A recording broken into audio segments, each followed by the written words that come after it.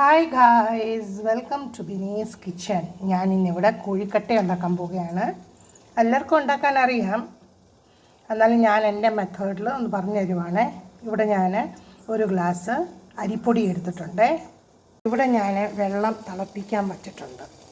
ഈ അരിപ്പൊടിക്കകത്ത് ഞാൻ ആവശ്യത്തിനുള്ള ഉപ്പ് ചേർത്തിട്ടുണ്ട്.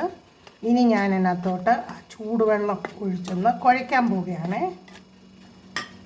കുറേശ്ശെ വെള്ളം ഒഴിച്ച് വേണം കുഴയ്ക്കാൻ. സ്പൂൺ വെച്ചേ കുഴയ്ക്കാവൂ, കൈയെല്ലാം പൊള്ളി പോവും. അതുകൊണ്ട് കുറേശ്ശെ വെള്ളം ഒഴിച്ച് കുഴയ്ക്കണം. ഇവിടെ അങ്ങനെ ഞാൻ മാവ് കുഴച്ച് വെച്ച്, ഒത്തിരി വെള്ളം പോലെ കുഴയാൻ പാടില്ല.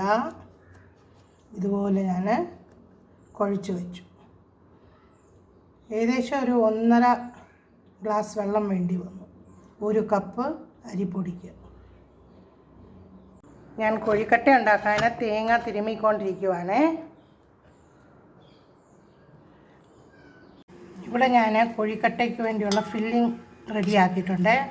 തേങ്ങ പീരയും ശർക്കരയും 2 ഏലക്ക, പിന്നെ നല്ല ജീരകം, അത്രയും മാത്രമേ ചേർത്തിട്ടുള്ളൂ.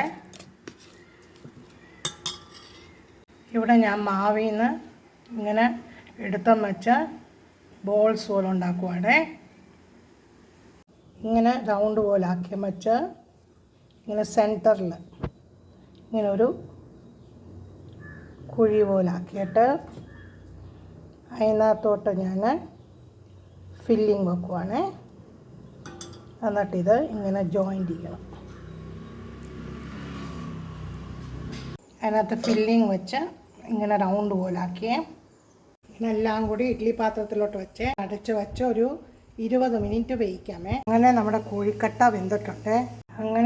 കോഴിക്കട്ട വെന്തിട്ടുണ്ട്. ഞാൻ ഇതൊന്ന് കട്ട് ചെയ്ത് നോക്കുവാണേ.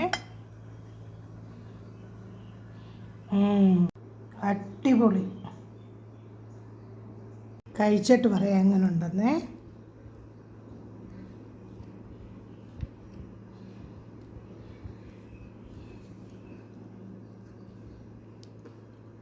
സൂപ്പർ.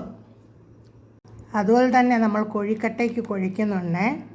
നമ്മൾ വെള്ളം തിളപ്പിക്കാൻ വെക്കുന്നുണ്ട്. അതിനകത്ത് 1 സ്പൂണ് വെളിച്ചെണ്ണയോട് ഒഴിച്ച് വെള്ളം തിളപ്പിക്കണം. അപ്പം നമ്മൾ കുഴയ്ക്കുന്നുണ്ട്, മാവ് നല്ല സോഫ്റ്റായിട്ടിരിക്കും. അതുപോലെ തന്നെ കോഴിക്കട്ട ഉണ്ടാക്കുമ്പോഴും നല്ല സോഫ്റ്റായിട്ടിരിക്കും.